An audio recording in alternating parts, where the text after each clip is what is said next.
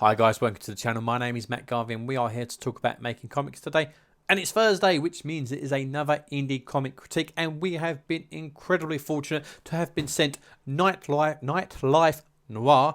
Try saying that 5 times when you're drunk. Night Life Noir by its writer Jack Mulqueen. Jack, thank you very much for sending this over, sir. I did really enjoy it. I love the fact that you've not only done an anthology, which is what I want to see from new creators, to show that you can do a beginning, middle and end. And from the information that you sent me in the email is you're writing what you know, sir. You know, you own and run nightclubs in New York. So, you know, this was a reflection of your life, shall we say. So really did enjoy it. You've got various different artists on the different stories, so just want a big shout out to them. So on the first one, REMORAS, you've got Raymond Estrada, you've got Abylay Kussainov.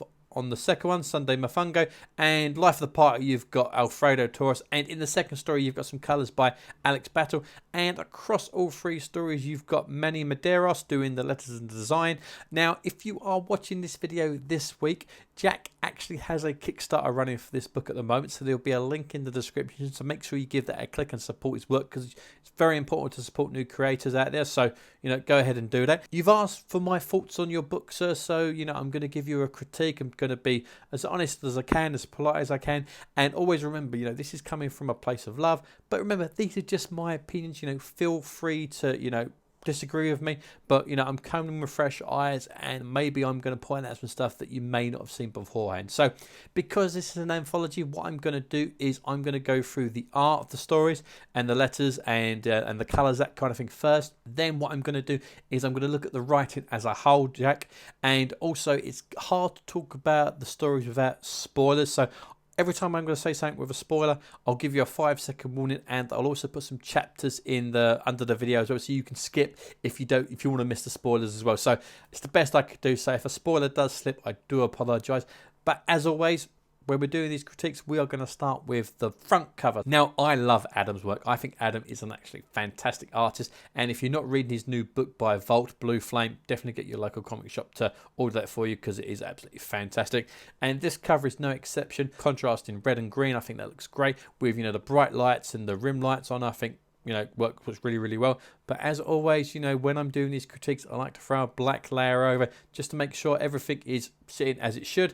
And with regards to the main art, it works perfectly. You've got all this light area behind the main character, and, you know, light bouncing off her shoulders, that kind of thing, and glowing through her earrings. Unfortunately, the cover does tend to blur into the background that we've seen on every comic that I've critiqued so far. So again, just my opinion, but maybe worth just giving it a little bit of a tweak, bumping the saturation and the brightness up on that yellow just to make it, you know, jump off. Because remember, this has got to be seen on a comic book shelf against all those, you know, glossy Superman, Batman tiles. So maybe just a slight little tweak on the colors on that will make it pop off a little bit more. So that's what I've done. That's the original. I think just a little slight tweak will make that cover really pop off the shelves a little bit more. But as always, let's look at the interior art, shall we? Okay, so when we look at the art style for the first story, Raymond, I think you've done an absolutely wonderful job. I'm liking this kind of punk rock fanzine kind of look you're going for. I think that works really, really well. You've got a nice use of, you know, bright and cool colors, you know, to make, you know, eyes focused, you know, where you want them to go. The only thing I would say, so with regards to the textures you're using in the colors, maybe less is a little bit more when it comes to textures, because if you look at some of the pages, you know, the artwork does kind of get lost in those textures. So what I would personally do is I would maybe dial down the opacity just a tad, just so those textures do come through, but they don't overtake, you know, your actually really cool art. So but I think you've done an absolute fantastic job there with the art, sir. I really like the art team you've used on the second story. I think they've worked really, really well together. The colors do need tweaking just a little bit, because, you know, if I throw the black layer over, you know,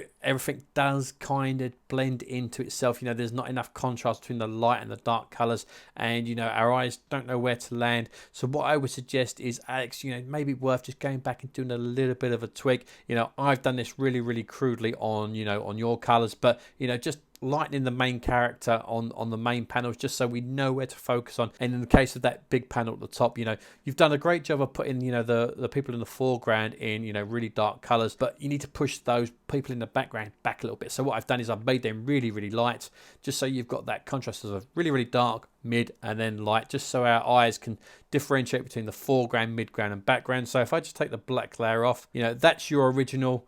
That's with my tiny little tweaks. So there's not a huge, change that you need to make. Even in the bottom panel with the two ladies having their hair done, it just separates, them from the background just a little bit more. And it just lets our eyes just focus on where they need to be, okay? And again, you've got this page here. If I throw a black layer over it, again, the colors tend to merge into one again. Just lighten them up a little bit, just to, make our eyes know where they need to land. And, okay, spoilers in 5, 4, 3, 2, 1. And with regards to the last page, the splash page on the second story, again, spoilers, sorry if you're seeing this, you've got your main character that's been murdered, and he's put concrete boots on, and, he's been dropped in the sea. If I put a black layer on it, it all kind of just merges into one. There's no definition between the foreground, the midground, and the background. So what I would suggest is, just saturate the colours of your character a little bit more to make him pop off. And then he's in the sea. I know the sea's dark, but you're going to have some moonlight above, so maybe just do some lighting, on the seabed, on his forehead and the block, just so we know where to focus and where our eyes drawn. Because again, I made this look horrible, I do apologize, but yours with some slight tweaks, again, it leaves it a little bit more focused. And on the third story, I think Alfredo's done an absolutely wonderful job on the art and color duties. Really like his style. I think it works really, really well with the type of story that you're trying to say. Again, throwing a black layer over it, there are certain areas where we need to separate, the foreground and the midground and the background, that kind of thing. So just some minor tweaks will just, push our eyes know where, they need to go and land. So if I just take the black layer off, these are the minor tweaks that I've put here, just change the color of the, the waiter's hand so we know to look past him, and just lighten the background here for, where our main characters are. So that's your original, and they're the tiny tweaks that I've made. Just little things like that I think are going to elevate, the art in this book to a really great level. But overall, I think the art itself, you've all done an absolutely smashing job, so well done. Okay, so let's look at the letters. Manny, you've done a wonderful job of the letters. I found very, very few mistakes or stuff that I would change. One thing that I probably would change in the first story is I would potentially change the colour of the boxes from yellow to white, purely because, especially on this first page, there's so much yellow going on with the club and the the characters here. They kind of get lost. Like this little box here that says Wales on it, I actually couldn't see it the first time because it kind of blended in with the yellow. So maybe I would, just make them white just to make them stand out a little bit more. So, that's your original. That's the tiny tweak. And I don't know if you've done this with regards to, adding the mega club to the front of the nightclub. It looks a bit artificial. I would try and make it blend in with the artwork a little bit more. Maybe, just rub a little bit out. Just make it look as gritty as the art style, if possible. But apart from that, with regards to the lettering, I thought it was very, very strong. One thing I would potentially look at is how you're putting stuff in the caption boxes. There's a lot of dead area in a lot of them. So if I just change my color of my pen here, so for example, you've got, let me zoom in as well, so you've got it. So I would try and make the text a little bit more square, so you don't have all this area dead space. I did notice it on a few of the other stories. So if we look at this caption box from the first story, this is your original. I would maybe tweak it to make it a bit more square and lose some of that blank dead area. But apart from that, I think the lettering is very, very strong. One more thing that I would probably look at as well is when you're doing your sound effects, they don't tend to match the art style as well. So, that clink, it kind of stands out. Again, as with the front cover of the nightclub, try and make it a bit more gritty and, match the art style a little bit more. But apart from that, done a fantastic job. Okay, so let's talk about your writing, Jack. Again, Love the fact that you've done an anthology, sir. I love the fact you've done beginning, middle, and end of all your stories. I love the fact that you've written about a subject that you're passionate about, a subject that you know a lot about with regards to running nightclubs. I think it's absolutely fantastic. I enjoyed every single one of these stories. I like the beginning, middle, and end. I do have some, minor critiques of what I would say, but I'm going to go through the stories one by one. So this is where we're going to get into spoiler territory, guys. So if you are watching this and you don't want these stories spoiled for you, maybe it's the time to skip or I'll leave the video, go watch one of my other ones. So let's start with the first story. Jack, I love the idea of the narration. I think that's a wonderful idea. The problem I found is you kind of start as a Martin Scorsese, Robert De Niro doing a narration like in a nightclub. Then it kind of turns into a David Attenborough, Blue Planet narration. Then it kind of goes back to Martin Scorsese again. So felt a bit muddled. I personally think you either go full gangster or full nightclub or full nature. Doing a mixture of them both kind of made it a bit jarring as a reader. But what I think you should possibly do, and this is obviously if you've got time and the inclination to do it, is I think you should write the narration through your eyes as a cautionary tale or something that you've probably seen in nightclubs over and over again. So lose all the nature stuff completely, because people can Google what a remora is, that kind of thing. So I would write it as if you were telling the story, that, it's a cautionary tale, that, you've seen these kids, you try and warn them, not to get involved with people, that kind of thing.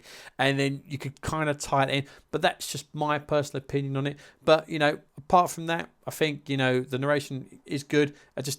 I think it could be better. That's what I'm trying to say. Now, with the twist, I think you've missed the trick on the twist. It was, I don't want to say predictable, but I did kind of see it coming. I think you missed a much darker twist that you could have done, which would have been a kind of moment. With regards to, again, spoilers, 5, 4, 3, 2, 1. You set the scene with the NDAs, that kind of thing.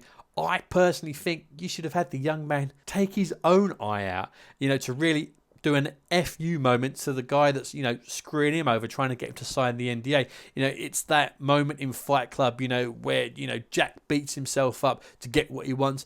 It would be a nice turn of events if, the who you thought was the victim was actually the predator, was actually the shark attacking the whale. But again, that's just what I would have done. Again, your story, you do whatever you want to do, sir. But, if you've got the time, the inclination and the money, what I would possibly do is I would, get that one page changed to have it, have the guy take his own eye out and maybe rewrite the narration. And I think, if people haven't spoiled it from watching this video, I think that would be a real shocking moment in that story. But again, really liked what you did. With losing the eye, I thought was a very good trick. I like the fact you've done it, with the wine bottle and that kind of thing earlier in the story. But first story, thought it was very, very good. So let's move on to the second one. Really enjoyed the second story. If I'm going to be honest, Jack, this is probably my least favourite of the three. I think it needed a couple of more extra pages to give it a bit more gravitas, because it's a good story. I think it needed a bit more, and I think what you need to do with those 2 extra pages is to give your main character a bit more of a backstory, a bit more of a motivation to do what he does, because I love the fact that, he's a mama's boy, and he wants to do right by his mum, that kind of thing. But in my opinion, I don't think that is motivation enough to do what he ends up doing to lead to what happens. That's me really trying not to spoil it now. But what I think you could have done is, if you put in a couple of extra pages, you could have padded it out a bit more and given him a bit more of a backstory. Yeah, he's a good boy, but he might have a bit of a checkered past. He might have a juvenile record, that kind of thing. That's why he's got this job in a nightclub cleaning toilets and that kind of thing. I think it needed a little bit extra to give him that motivation to do what he does, which leads to what happens. And again, that's me really trying not to spoil it. But again, it's a good story, good middle, beginning, end. Tied everything up nicely. I just think it could have done with a bit more information for the reader, to make you care about the character a bit more and make what happens to him a little bit more believable. But it's a good story, dude. Really like the third story. It's probably my favourite of the three. One thing I would say is you've applied a principle in the first story called Chekhov's gun, which is great. You've sprinkled in, stuff about the NDA and, like the wine bottle and that kind of thing. All stuff that you've called back to later in the story.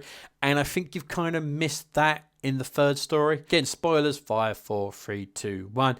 And what I think you should have done is on that very first panel of the very first page of that story, when on the computer, it should be that, you know, nightclub owner launches drink, because then it ties into what happens at the end, because it kind of feels like that ending comes out of nowhere. I know she gradually loses her mind and then she does that, but I think if you did that before, I think it would have a bit more impacting of, you know, what actually does happen. And it could be, you know, as she, you know, loses her mind, and in that splash page you've got, you could be, you know, I've added an extra ingredient, you know, kind of thing.